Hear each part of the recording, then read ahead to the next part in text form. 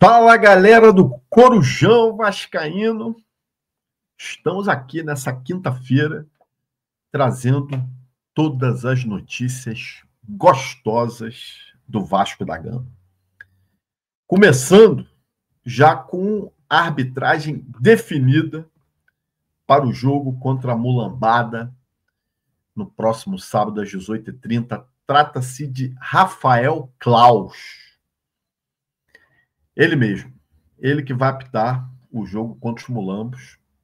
O Claus, que tem arbitragens muito boas e muito ruins, né? É um cara que tem característica de deixar o jogo correr, não marca qualquer faltinha, tá? Eu acho que isso os jogadores do Vasco têm que estar atentos. Nem sempre segue o que o VAR chama ele para ver. Às vezes o VAR chama e ele mantém a decisão de campo dele quando é contrário ao VAR. Então o Vasco tem que estar ligado nisso aí. Árbitro FIFA, que também não quer dizer muita coisa, mas está definido aí para o jogo contra o Mulambo. Ainda falando desse jogo contra o Mulambo, tem uma notícia na Net Vasco, né, que me chamou bastante atenção, que eu queria colocar na tela aqui para vocês darem uma olhada junto comigo. Que diz a respeito do seguinte, que o Carille tem dúvidas para montar o time titular do Vasco, né? Então, que as dúvidas, que ele ficou muito irritado, né, com o que ele viu no jogo contra o Ceará, e que ele está em dúvida em relação a que time botar em campo. Aí saiu aí, né? Agora, a pergunta que eu faço a vocês é o seguinte: o que irritou o Carille mais no jogo contra o Ceará? Qual foi a maior irritação dele no jogo contra o Ceará? Evidentemente que foi a defesa, né? Seu JV, seu Lucas Freitas, né? De repente se irritou um pouquinho ali com o Hugo Moura, né? Com a proteção à zaga, mas principalmente a zaga, né? Então, meu amigo, você não pode ter dúvida na hora de montar a zaga. Eu já falei aqui.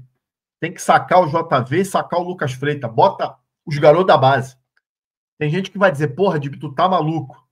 Maluco é entrar com esses caras de novo no clássico. Porque o Hugo Moura não dá para mexer. Não tem outro para botar. Os laterais não dá para mexer. Não tem outros para botar.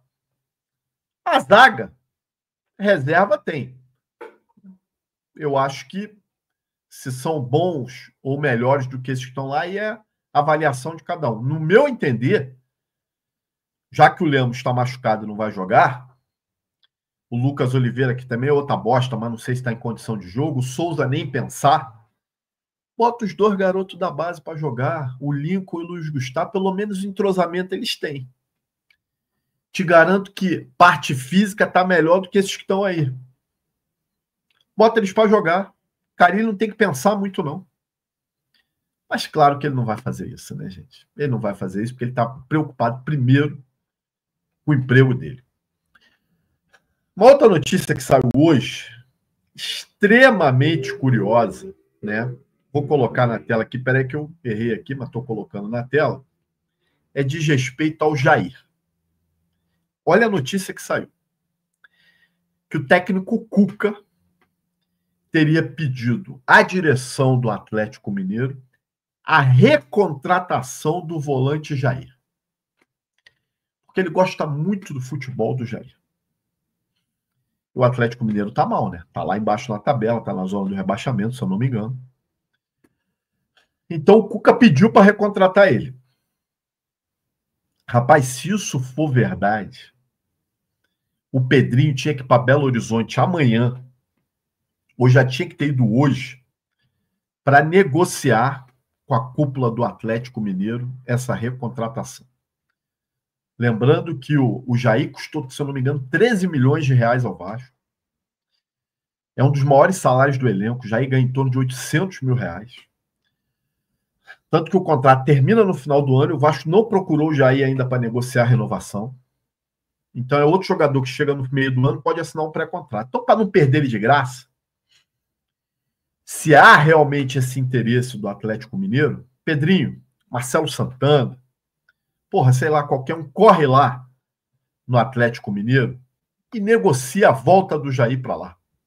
Com toda sinceridade, não pensem duas vezes. Sejam rápidos. Apesar que eu estou pedindo demais, né?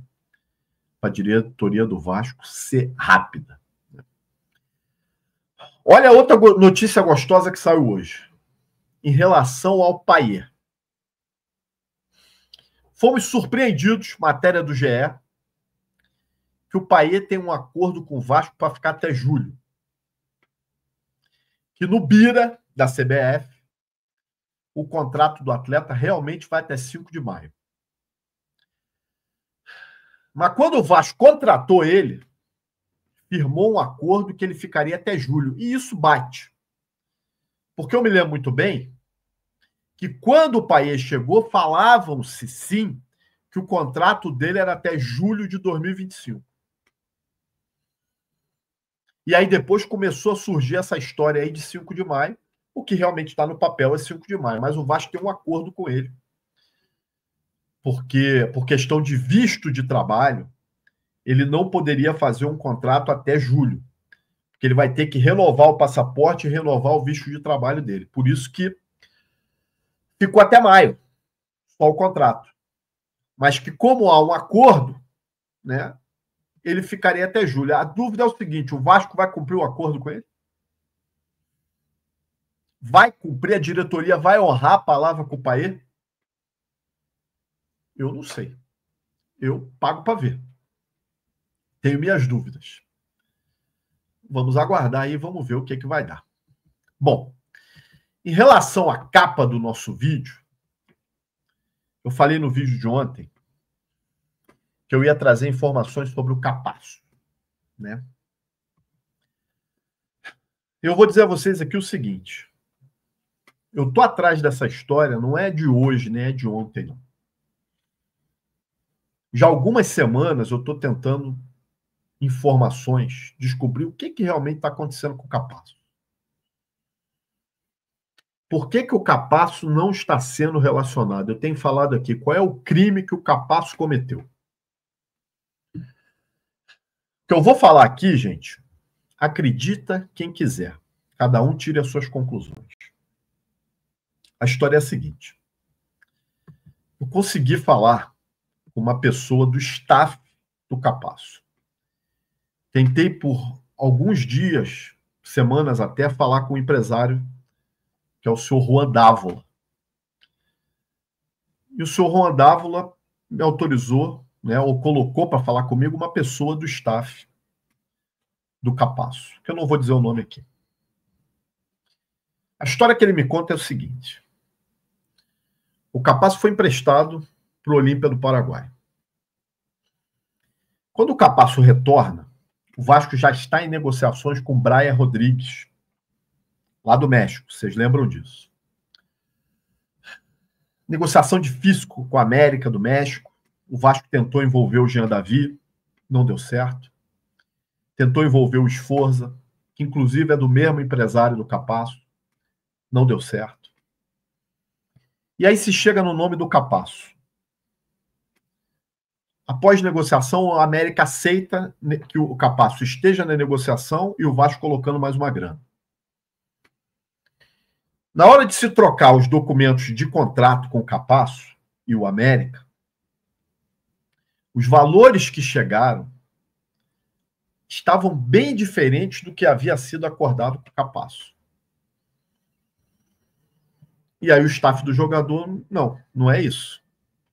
Não assina. E aí o final da história do Brian Rodrigues, vocês já sabem qual foi, deu errado.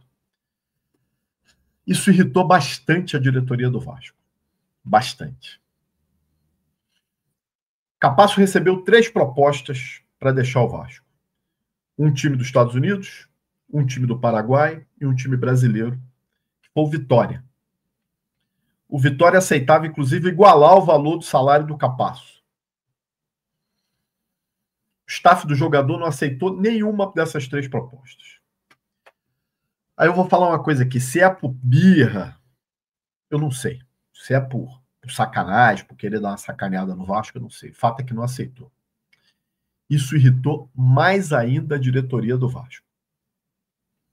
E aí o Capasso está afastado, treinando separado e não está sendo relacionado.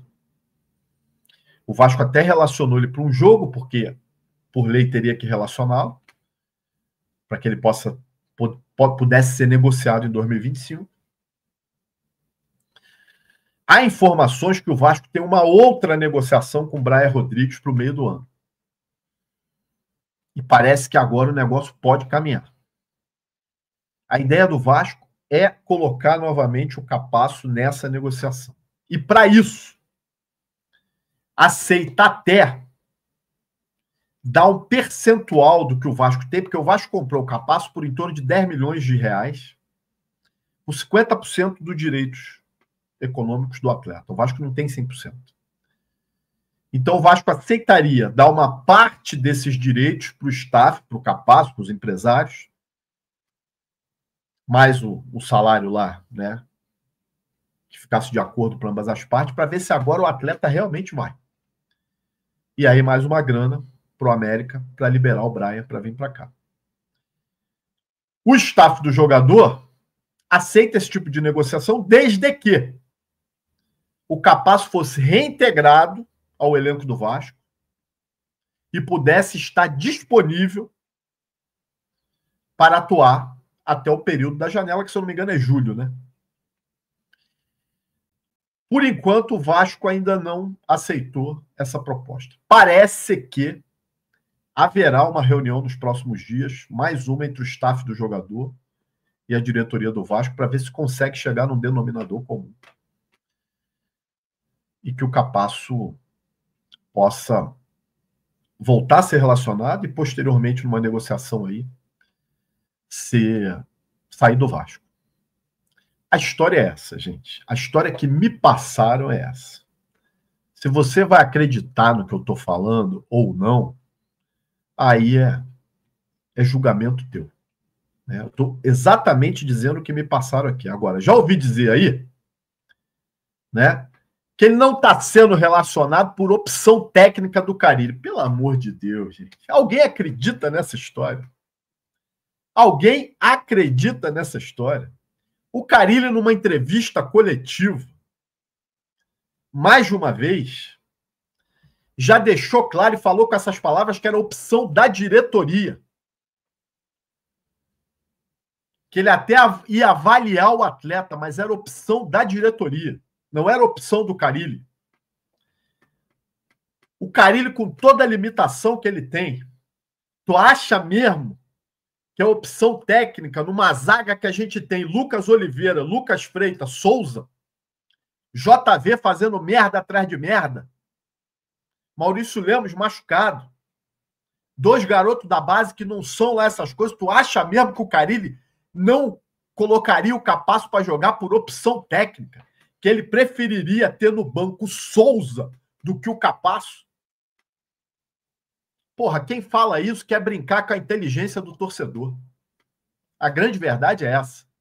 Quer brincar com a inteligência do torcedor. Então, amigo, avalie aí quem você acha que está falando a verdade. Eu trouxe aqui a história que me passaram. É essa aí. Bom, meus amigos, vamos aguardar as próximas notícias gostosas do Vasco da Gama aí, já naquela tensão para o jogo de sábado, 18h30, contra a Mulambada. Saiu também hoje, né, as datas e horários dos jogos da Copa do Brasil contra o Operário de Ponta Grossa. Primeiro jogo, dia 1º de maio, no feriado, uma quinta-feira, às 16 horas. E o jogo da volta em São Januário, dia 20 de maio, uma terça-feira, às 19 horas. É isso aí. Se você gostou desse vídeo, peço que deixe seu like, compartilhe, se inscreva aí no Corujão e vire membro, para você poder participar de uma das nossas lives de membros, né? E entrar também no nosso grupo do WhatsApp. Devo fazer uma live nessa sexta-feira, né? Às 23h30. Se você virar membro, de repente tu já entra nessa live comigo. Gente, um abraço, até a próxima.